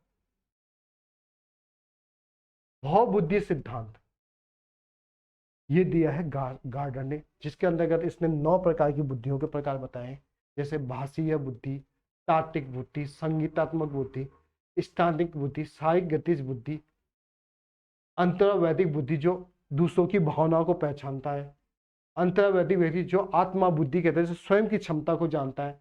अब लास्ट में 2 बुद्धि और जोड़ी थी इसने, प्रकृतिवादी बुद्धि, प्रकृति को जानने वाला, जैसे साहित्यकार होता है, वैज्ञानिक होता है, किसान होता है। अस्तित्ववादी बुद्धि, जैसे जिन दार्शनिक होते हैं, तो दार्शनिक किस प्रकार की बुद्धि वाले होते हैं? अस्तित्ववादी बुद्धि। तो ये 2 बुद्धियां इसने जोड़ी थी। ठीक है, अगर आता है लिक्विड एंड सॉलिड बुद्धि सिद्धांत, ये कैटर ने दी है। ठीक है, तरल बुद्धि, सामान्य बुद्धि, और ठोस बुद्धि माने विशिष्ट बुद्धि। जो एक प्रकार से स्टेटमेंट ने दी थी, एस और जी प्रकार की बुद्धि। तो इसने एक लिक्विड बुद्धि को लिक्विड बुद्धि को इसने सामान्य बुद्धि कहा है और सॉलिड बुद्धि को विशिष्ट बुद्धि कहा है। तो उसी का इसने वो बात की है, वो सब सेम वही है। देखो, वंशानुगत और वातावरण का परिणाम, ठीक है। बुद्धि का आश्चर्यजनक सिद्धांत ये ब्लूम ने दिया है। इसने एक ब्लूम बहुत बड़ा थिंकर हुआ है शिक्षाविद में। इसने कहा बुद्धि कोई चीज नहीं होती है, बुद्धि होती ही नहीं है, आईक्यू नाम की कोई चीज होती ही नहीं है, इसने कहा। तो इसे इसका अनोखा सिद्धांत कहा गया। लेवल 1 एप्टीट्यूड थ्योरी जॉनसन ने, प्राथमिक बुद्धि वंशानुगत पे आरंभ होती है, जिसको मैंने जी प्रकार की बुद्धि बताया था, और द्वितीय विधि है सामान्य बुद्धि जो वातावरण पे आधारित होता है। तो मेन चक्कर है जो स्टेनमैन की जो दो बुद्धियां हैं, एस प्रकार की बुद्धि और जी प्रकार की बुद्धि, बाद के थिंकरों ने इसी में क्या किया, संशोधन करके अपने सिद्धांत दिए। अस्थिरीय बुद्धि कैटर ने दिया है, सामान्य, विस्तृत और संकीर्ण। बुद्धि का क सिद्धांत हैवर ने दिया है। क माने जन्मजात गुण, ख माने जो सीखने के द्वारा प्राप्त होती है, घ माने जो, या ए बी सी सिद्धांत भी कह सकते हैं। ए बी सिद्धांत किसने दिया, हैवर ने। शक्ति का सिद्धांत रीड ने। मनुष्य अनेक शक्तियों होती है, मानसिक में 30 शक्तियों होती है जिसमें बुद्धि भी होती है। तो शक्ति के रूप में रीड ने बुद्धि का सिद्धांत दिया। इसने कहा कि बुद्धि एक प्रकार की शक्ति है जो मनुष्य के अंदर होती है, और मस्तिष्क में 30 प्रकार की शक्तियां होती है जिनको इसने, जिनमें से एक बुद्धि क्या हो, एक शक्ति क्या होती है, बुद्धि होती है। क्या होती है, बुद्धि होती है। तो इस प्रकार से ये बुद्धि के सिद्धांत है। इस प्रकार से ये क्या है, बुद्धि के सिद्धांत है, और काफी इंपॉर्टेंट है और पेपर में आते हैं। ठीक है, हमेशा याद रखना कि ज्यादातर बुद्धि पे किसका प्रभाव पड़ता है, आनुवंशिकता का और वातावरण का। ये दो मूल कारक है जो बुद्धि को प्रभावित करते हैं। ठीक है, जो बुद्धि होती है वो जन्मजात होती है, हमेशा याद रखना, बुद्धि हमेशा जन्मजात, क्यों, आनुवंशिकता का ज्यादा प्रभाव पड़ता है बुद्धि पे, वातावरण का कुछ बिंदुओं पे ही प्रभाव पड़ता है बुद्धि पे। ज्यादा बुद्धि क्या होती है, आनुवंशिकता होती है, जन्मजात होती है। कई बच्चे अपना कॉन्सेप्ट लगा देते हैं, कहते नहीं बुद्धि तो बाद में बढ़ाई जा सकती है, तो उसके हमने सिद्धांत पर रखे। बट जो बुद्धि होती है ज्यादा आनुवंशिकता का उस पर प्रभाव पड़ता है, जीन्स का प्रभाव पड़ता है। ये मनोवैज्ञानिक तरीके से हमने साइकोलॉजी के अंतर्गत पढ़ा है कि साइकोलॉजी के अंतर्गत जो बुद्धि है वो ज्यादातर जो प्रयोग हुए हैं वो ज्यादातर यही बताते हैं कि जो बुद्धि पर प्रभाव पड़ता है वो आनुवंशिकता का ज्यादा पड़ता है, और वातावरण का प्रभाव पड़ता है मगर कम बिंदुओं पे पड़ता है, सभी बिंदुओं पे वातावरण का प्रभाव नहीं पड़ता है। देखो, बुद्धि जन्मजात योग्यता होती है, ये मैंने आपको बताया, बहुत ही इंपॉर्टेंट है। अपने कॉन्सेप्ट से मत करना, जो साइकोलॉजी कॉन्सेप्ट है या पेडागोजी जो कॉन्सेप्ट है उसी कॉन्सेप्ट से आपको आंसर देना है। कई बच्चे अपना कॉन्सेप्ट लगा देते हैं, आंसर गलत कर देते हैं। तो ये जो सिद्धांत है ये इंपॉर्टेंट है। अगला जो इसका पॉइंट है वो है बुद्धि परीक्षण। क्या है, बुद्धि परीक्षण सबसे इंपॉर्टेंट है, बुद्धि परीक्षण। अब इसमें क्वेश्चन कैसे आते हैं, देखो, आईक्यू फॉर्मूला ये आपने बाल विकास में या सीटेड रूटेड में बहुत पढ़ा है। आईक्यू फॉर्मूला क्या होता है, किसने दिया है। यहाँ क्वेश्चन आएंगे कि बुद्धि परीक्षण किस प्रकार के होते हैं, शाब्दिक बुद्धि, अशाब्दिक बुद्धि। ठीक है, भारत में शाब्दिक बुद्धि का परीक्षण किसने किया, अब शाब्दिक बुद्धि का प्रयोग किसने किया। जरूरता बुद्धि परीक्षण बहुत बार पूछा जाता है। सबसे पहले शाब्दिक बुद्धि परीक्षण किसने किया, भारत में किसने किया, किस प्रकार से किया, ये क्वेश्चन पूछे जाते हैं। पिछली बार भी यही पूछा था, जरूरता परीक्षण। अब मैंने बच्चों को प्रैक्टिस सेट में भी और यहाँ पे भी काफी फोकस दिया था, जरूरता परीक्षण सही से याद कर लो, और वही पेपर में आया पिछली बार 2021 में। तो ये चीजें हमने पढ़ ली। तो बुद्धि परीक्षण होता क्या है, देखो, आईक्यू टेस्ट करने के लिए बुद्धि परीक्षण का सबसे पहले इसको मानसिक परीक्षण शब्द दिया गया था, और ये शब्द दिया गया था कैटर के द्वारा। किसके द्वारा दिया गया था, कैटर के द्वारा। तो सबसे पहले मानसिक परीक्षण शब्द किसके द्वारा दिया गया था, कैटर। तो ये शब्द 1990 में दिया गया था कैटर के द्वारा, जिसमें मानसिक परीक्षण, तो इसको कहा गया matter test and measurement. Cattell की बुक थी मैटर टेस्ट और मेजरमेंट। ये शब्द का प्रयोग सबसे पहले ये किया गया, इसको मानसिक परीक्षण का शब्द दिया गया। ठीक है, सबसे पहले इसकी जो प्रयोगशाला बनाई गई वो विलियम वुड के द्वारा बनाई गई 1979 में। सन नहीं आते, पूछी जाती, तो पहली जो बुद्धि का प्रयोगशाला है वो किसके द्वारा स्थापित की गई, तो वो वुड के द्वारा किया गया। सबसे पहले बुद्धि परीक्षण शब्द अब देखो यहाँ पे मानसिक परीक्षण शब्द कैटर ने और बुद्धि परीक्षण शब्द आपका जो फेमस नाम है बिने, अल्बर्ट बिने, साइमन की मदद से तैयार किया था। तो इसको इसे बिने साइमन परीक्षण भी कहा जाता है। तो 1905 में सबसे पहले बुद्धि परीक्षण किया गया और अल्बर्ट बिने के द्वारा किया गया। साइमन इसके साथ सहयोगी था, इसे इसको बिने साइमन परीक्षण भी कहा जाता है। इसमें कुछ प्रश्न तैयार किए गए, एक प्रकार से शाब्दिक बुद्धि परीक्षण था। ये शब्दों के आधार या प्रश्नों के आधार पर ये टेस्ट किया गया और इस टेस्ट में 3 से 14 साल के बच्चों के पर प्रयोग किया गया। व्यक्तिगत और शाब्दिक टेस्ट था ये, व्यक्तिगत शाब्दिक टेस्ट। इस परीक्षण में जो 1905 में बिने के द्वारा या बिने साइमन परीक्षण के द्वारा जो परीक्षण किया गया, इसमें सबसे पहले संशोधन 1908 में हुआ और दूसरा 1911 में हुआ। ये संशोधन है, ठीक है। और संशोधन में प्रश्नों की संख्या बढ़ाई गई या चेंज की गई। तो इनकी अब कितनी होगी, 59 इनकी संख्या हो गई। किसकी? तो पूछा जाता है कि अल्बर्ट बिने ने कौन सा बुद्धि परीक्षण टेस्ट किया था, तो इसने किया था शाब्दिक। कौन सा किया था?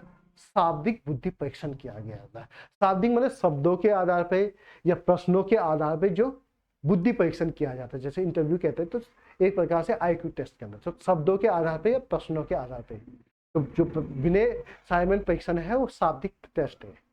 तो पहला संशोधन 1908 में, दूसरा 1911 में किया गया। मानसिक परीक्षण शब्द कैटर ने, बुद्धि परीक्षण शब्द बिने ने, प्रयोगशाला विलियम वुड ने। Better text and measurement book किसकी है? कैटर की। याद है।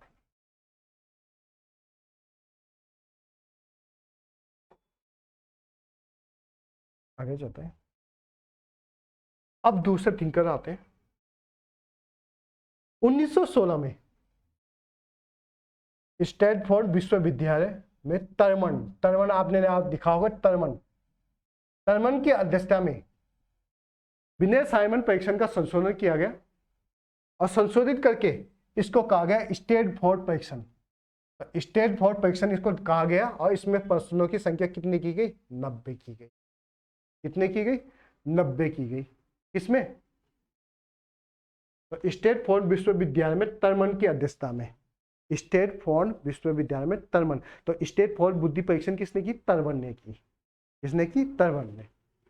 ये तरमन ने किसके प्रयोग पे? बिने साइमन के प्रयोग पे ही आधारित है और 90 संख्याओं पे इसने की है। ठीक है। 1917 में सामूहिक बुद्धि परीक्षण, ये सब इंपॉर्टेंट क्वेश्चन है। सामूहिक बुद्धि परीक्षण बनाया गया, ये सेना की भर्ती के लिए बनाया गया था। ठीक है। तो पूछा जाता है शाब्दिक परीक्षण को आर्मी एफर्ट परीक्षण कहा गया, अशाब्दिक परीक्षण को बीटा परीक्षण नाम दिया गया। ये मैं विस्तार से बताऊंगा अभी। ठीक है, इसको विस्तार से बताऊंगा।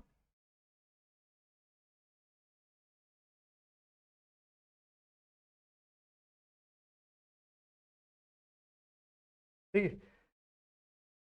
तो 1917 में अमेरिका में सेना की भर्ती होनी थी और सेना की भर्ती होने के लिए एक IQ टेस्ट कराया गया। शाब्दिक और अशाब्दिक दोनों प्रकार के टेस्ट कराए गए। शाब्दिक को इन्होंने बीटा अल्फा टेस्ट कहा गया, अशाब्दिक को बीटा परीक्षण कहा गया। अल्फा और बीटा परीक्षण के नाम से दिया गया। अब क्वेश्चन आता है, भारत में सबसे पहले बुद्धि परीक्षण किसने किया? तो भारत में 1922 में ये क्वेश्चन आता है, डॉक्टर CS राइस के द्वारा क्या किया गया? बुद्धि परीक्षण, शाब्दिक बुद्धि परीक्षण किया गया। शाब्दिक बुद्धि परीक्षण, इसमें 35 प्रश्न तैयार किए गए। 3 से 15 वर्ष के बालकों को किया गया। तो इसको हिंदुस्तानी बिने परफॉर्मेंस पावर टेस्ट या हिंदुस्तानी बिने साइमन परीक्षण नाम दिया गया। किसने दिया गया? राइस। ये याद रखना, भारत में सबसे पहले शाब्दिक बुद्धि परीक्षण किसने किया? राइस ने किया 1922 में। 1922 में। ठीक है। अब देखो बुद्धि के प्रकार, परीक्षणों के प्रकार। देखो बुद्धि के जो परीक्षण के प्रकार है वो 2 प्रकार से होते हैं, व्यक्तिगत और सामूहिक। व्यक्तिगत माने सिंगल व्यक्ति और सामूहिक माने पूरे समूह के साथ जो टेस्ट किया जाता है। दोनों में शाब्दिक भी होते हैं, अशाब्दिक भी होते हैं। दोनों में शाब्दिक टेस्ट भी होते हैं, अशाब्दिक टेस्ट भी। शाब्दिक टेस्ट माने शब्दों या प्रश्नों के आधार पे। अशाब्दिक का मतलब जो हम इंस्ट्रूमेंट देते हैं, जैसे आपने देखा होगा जो वो होता है घुमाने वाला, जिसमें सभी कलर एक, वो एक प्रकार से अशाब्दिक टेस्ट है। या कोई कार्य दे दिया, या कोई गेम खेलने के लिए दे दिया, तो शब्दों के आधार पे नहीं, प्रश्नों के आधार पे नहीं, अन्य प्रक्षेपणों के आधार पे जो टेस्ट किया जाता है उसको अशाब्दिक टेस्ट कहा जाता है। ठीक है, तो शाब्दिक टेस्ट जैसे बिने साइमन मॉडल में, अशाब्दिक टेस्ट जैसे ब्लॉक बिल्डिंग, चित्रपूर्ति, ठीक है, वस्तुओं का एग्जाइटमेंट, ये अशाब्दिक टेस्ट होता है, तो ये व्यक्तिगत होते हैं। सामूहिक में इसको अल्फा टेस्ट और बीटा टेस्ट कहा गया, जो मैंने कहा कि अमेरिका में सेना के लिए कहा गया सामूहिक रूप से अल्फा टेस्ट और बीटा टेस्ट। अल्फा टेस्ट मैंने कुछ प्रश्नों के सामूहिक रूप से उत्तर देना, अशाब्दिक मैंने कुछ कार्य करने के लिए किसी समूह को कह दिया। तो ये आपके प्रकार होते हैं, याद रखना इन चीजों को। ठीक है, देखो शाब्दिक तक वे परीक्षण जिनमें शब्दों को बोलकर या लिखकर प्रयोग किया जाए। अब शाब्दिक वे टेस्ट जिन शब्दों का प्रयोग नहीं होता है, जैसे वस्तु संयोजन। ठीक है,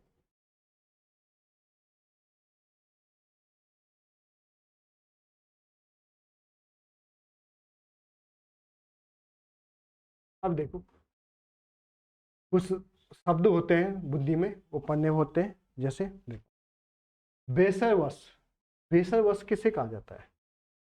ये क्वेश्चन डायरेक्ट पेपर में पूछा जाता है, बेसर वर्ष किसे कहा जाता है। डायरेक्ट पेपर में आता है बेसर वर्ष किसे कहा जाता है। तो जिस अधिकतम आयु तक प्रश्नों का हल दिया जाता है उसको माने मानसिक आयु मानी जाती है, जैसे हम MA कहते हैं। मानसिक आयु किसे कहा जाएगा? तो जिस आयु तक, जिस लेवल तक बच्चा आंसर दे सकता है उसको उसका मानसिक आयु कहा जाता है या मानसिक लेवल कहा जाता है। तो इसको सिंपल भाषा में बेसर ईयर कहा जाता है।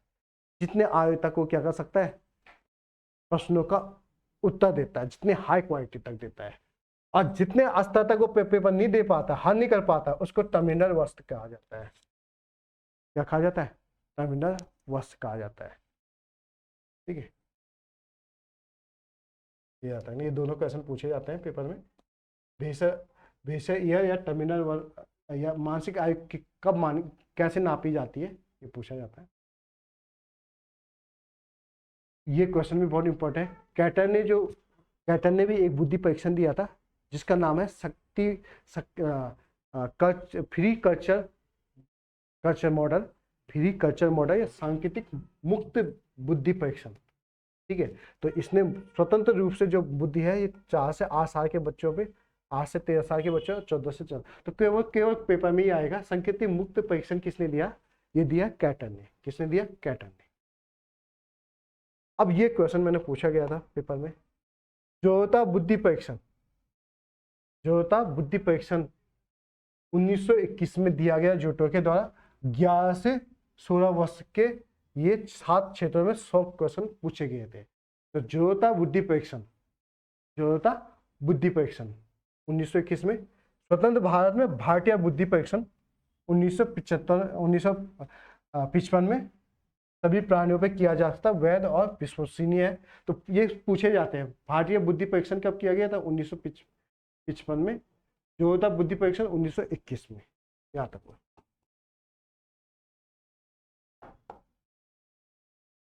वैसा बुद्धि परीक्षण 1959 में शाब्दिक अशाब्दिक दोनों प्रकार से किए गए थे। ठीक है, ये याद रखो।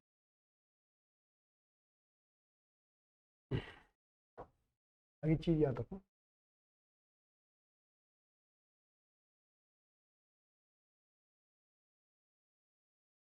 देखो साइमन मापन विधि फॉर्मूला जो आपके पास है वो होते हैं बुद्धि लब्धि का फॉर्मूला IQ, MA/CA × 100। मानसिक आयु अभी मैंने आपको बताया था, जितने लेवल तक बच्चा किसी क्वेश्चन को कर सकता है उसको उसको मानसिक आयु कहते हैं। वास्तविक आयु जो उसकी नेचुरल क्वेश्चन है वहां तक जो वास्तविक आयु होती है × 100, तो ये बुद्धि। अब इसमें एक क्वेश्चन आता है, देखो सबसे पहले जो बुद्धि लब्धि का जो फॉर्मूला किसने दिया था? सबसे पहले बुद्धि लब्धि का, ये जो बुद्धि लब्धि का जो फॉर्मूला है किसने दिया था? तो इसमें भी संशोधन हुआ है, इसमें भी क्या हुआ? संशोधन हुआ। देखो मानसिक शब्द का प्रयोग सबसे पहले मैंने बताया था कैटर ने किया। मानसिक आयु शब्द का प्रयोग सबसे पहले विनय ने किया था। मानसिक आयु, मानसिक परीक्षण कैटर, मानसिक आयु विनय। विनय ने, देखो विनय ने सबसे पहले ये किया था, ठीक है। फिर इस फॉर्मूले को जनरेट किसने किया था? 1912 में स्टर्न ने। स्टर्न ने क्या दिया था? आईक्यू का फॉर्मूला, आईक्यू का फॉर्मूला दिया था इसने, MA/CA, ये दिया था स्टर्न ने, याद रखना। इसने एक फॉर्मूला जनरेट किया MA/CA, मगर ये एक्यूरेट आंसर नहीं निकाल पाता था, ये पॉइंट में आंसर निकालता था। तो इसको सुधार किया किसने? जिसको हम कहते टर्मर। तो आईक्यू का जो फॉर्मूला दिया है वो टर्मर ने दिया है, हमेशा याद। इसने कुछ नहीं किया, इसने जो स्टर्न का जो फॉर्मूला था MA/CA, इसने 100 से इंटू कर दिया और अब एक्यूरेट आयु आती है, तो इसका फॉर्मूला मान्य माना गया। इसने 100 से इंटू करके जो पॉइंट में आंसर आते थे और एक्यूरेट आंसर आने लगे। तो जो आईक्यू का प्रमाणित फॉर्मूला है वो टर्मन, तो आईक्यू का जो फॉर्मूला है हमेशा टर्मन ने दिया है, हमेशा याद। अगर MA/CA दिए रखा है तो हमेशा आंसर आएगा स्टर्न। और ये किस पे बेस है? विनय साइमन मॉडल के पे बेस है। बेस क्या है? विनय साइमन मॉडल बेस है, याद। कई बच्चे कंफ्यूजन खाते हैं इन चीज़ों में, और इजी क्वेश्चन होके भी ये क्वेश्चन गलत हो जाते हैं। क्या हो जाते हैं? ये क्वेश्चन गलत हो जाते हैं, ठीक है। देखो मानसिक आयु कैसे निकाली जाती है? वार्षिक आयु इंटू बुद्धि, ये तो वही है मैथ्स के संबंधित में। अब देखो इसमें दो चीजें हैं। टर्मन ने एक समय सारणी बनाई थी। 140 से ऊपर जिनका IQ है उनको प्रतिशायी बुद्धि के बच्चे कहे जाते हैं। 120 से 140 तक के जो बुद्धि लब्धि होते हैं उनको प्रखर बुद्धि के बालक कहा जाते हैं। 110 से 120 तक के जो बच्चे होते हैं उनको अति सामान्य बुद्धि वाले बालक कहा जाता है। 90 से 110 को सामान्य बुद्धि वाले, 75 से 90 को अल्प बुद्धि वाले, 50 से 75 को मूर्ख, 25 से 50 IQ वाले को मूर्ख, और 25 से नीचे वाले को जड़ बुद्धि कहा गया। क्या कहा गया? जड़ बुद्धि। किसके आधार पे? टर्मन के आधार पे। किसके आधार पे? टर्मन के आधार पे, ठीक है। तो कुछ कुछ ये चीजें याद कर लेना, ठीक है। एक क्वेश्चन और आता है, विनय परीक्षण का जो मध्यमान है, जो मीन्स है, वो 100 बुद्धि लब्धि है। 100 बुद्धि लब्धि है, याद रखना। ये क्वेश्चन डायरेक्ट पूछा जाता है। विनय परीक्षण का जो मध्यमान है वो 100 बुद्धि लब्धि है। इससे छात्रों में सामान्य से निम्न स्तर का बालक होता है, और इसका जो डाइवर्सन है, विचलन है, वो 16 है। कितने? 16। ये याद रखना, डायरेक्ट फैक्ट वाले क्वेश्चन है, पूछे जाते हैं पेपर में, काफी इंपॉर्टेंट। आगे आता है संवेगात्मक बुद्धि, इमोशनल बुद्धि। तो जैसे मैंने आपने कहा था, शुरुआत में जब बुद्धि की परिभाषा दी गई या बुद्धि को डिफाइन किया गया, तो भावना नामक शब्द बुद्धि से हटाया गया, कि जो इमोशनल है या संवेगात्मक जो मोटिवेशन होते हैं या जो इमोशनल होते हैं, ये बुद्धि का भाग नहीं है, यानी बुद्धि का भाग नहीं है। तो सबसे पहले बुद्धि जो भावना या इमोशनल को बुद्धि का भाग नहीं माना गया। बाद में थिंकरों ने प्रयोग करके पाया कि जो इमोशनल है ये भी बुद्धि का भाग है, इसे इसको संवेगात्मक बुद्धि कहा गया। क्या कहा गया? संवेगात्मक बुद्धि कहा जाए, जो पॉजिटिव भी होती है, नेगेटिव भी होते हैं। और इसको बुद्धि का भाग मानने का श्रेय जाता है गवर्नमेंट को, डेविड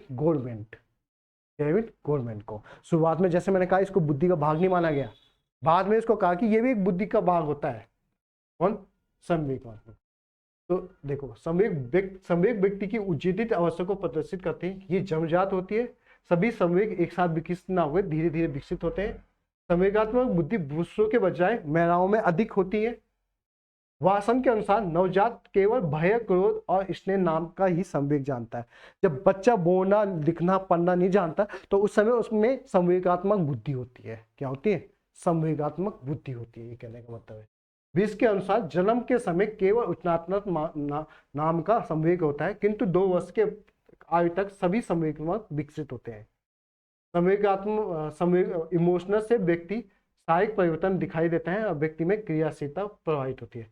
जैसे जैसे संवेग तीव्र होता है, बुद्धि कम होने लगती है।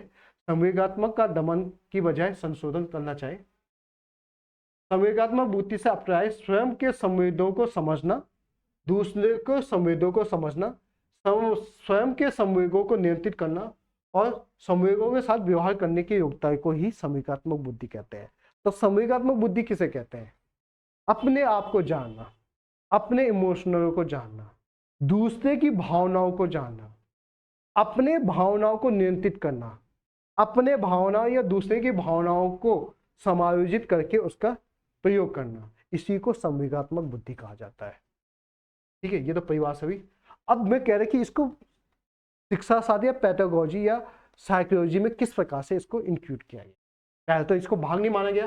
तो संवेगात्मक बुद्धि का प्रयोग सबसे पहले 1990 में, बहुत समय, देखो बुद्धि परीक्षण कब हो गया था आपका? 1905, 1921, 1916, 17, काफी समय बाद 1990 में एक व्यक्ति हुए जॉन मैन और पीटर सेलबेरी ने किया था। इन दोनों ने कहा था कि जो संवेगात्मक बुद्धि भी कोई चीज होती है, कोई बुद्धि का भाग होता है, वो किया था जॉन मैन ने। ठीक है, वर्तमान में प्रचलित रूप में से देने का जो नाम होता है, ये इंपॉर्टेंट कर देना, डेविड गोलमैन।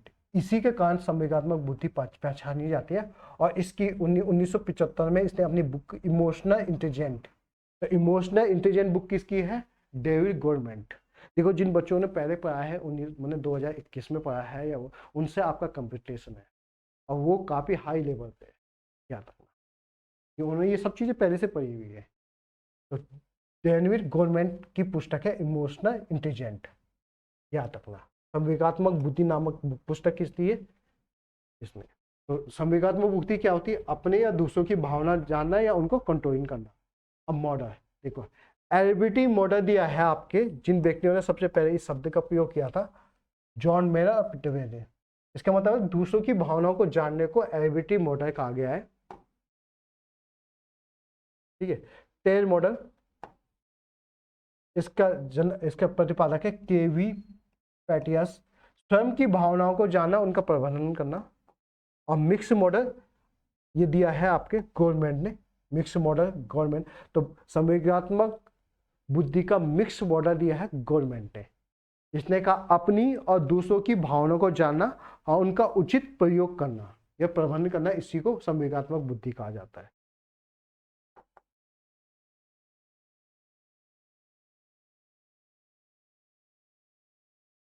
देखिए, गवर्नमेंट ने क्या कहा? आत्म जागरूकता, स्वयं की भावनाओं को जानना, अंतर्वैयक्तिकता, आत्मपरता, स्वयं के इमोशनल को नियंत्रित करना, अंतर्वैयक्तिक।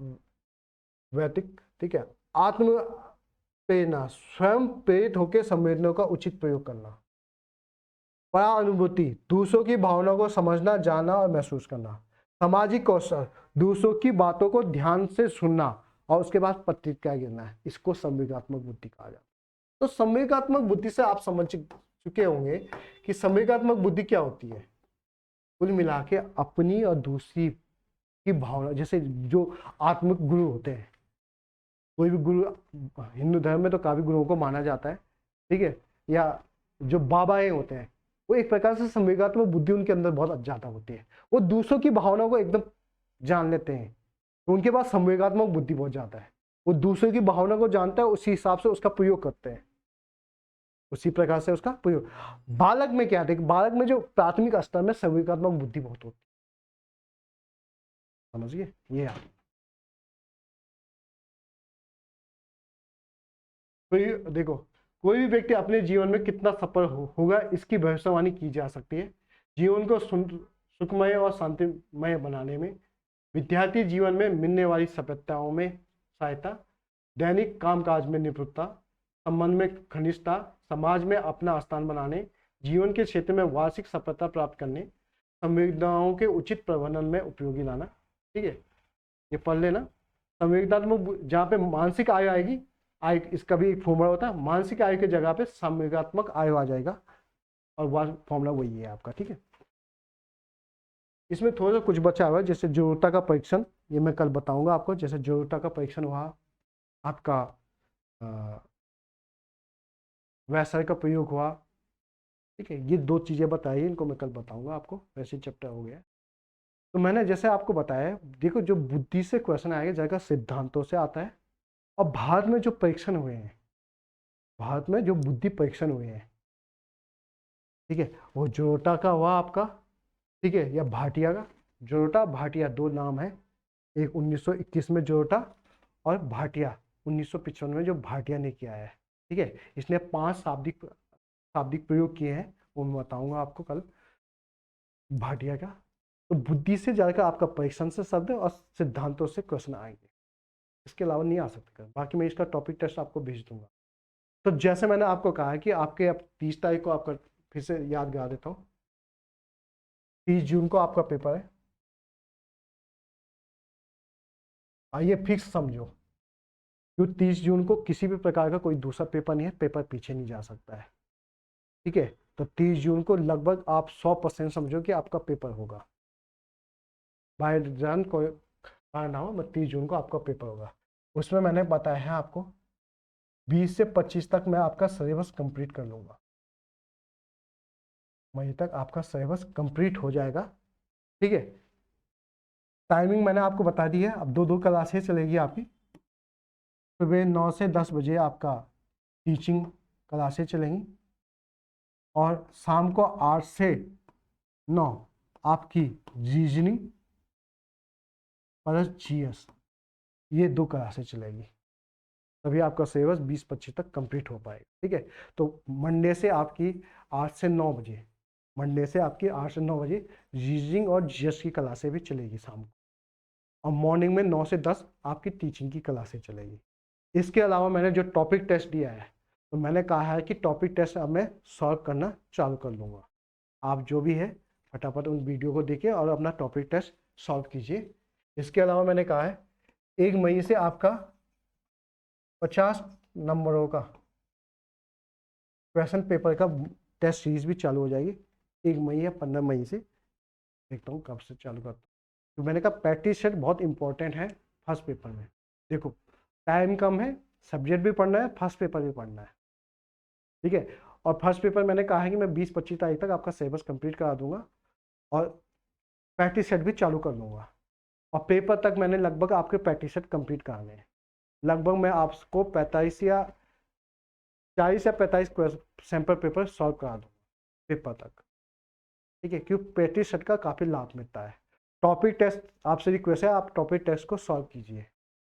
जितने भी मैंने आपको 5 टॉपिक टेस्ट दे रहे, उनको डाउनलोड कीजिए। प्रिंट आउट निकालना चाहो तो प्रिंट आउट निकाल सकते हैं उनका, सॉल्व करना चाहे तो ऑनलाइन सॉल्व कर दीजिए।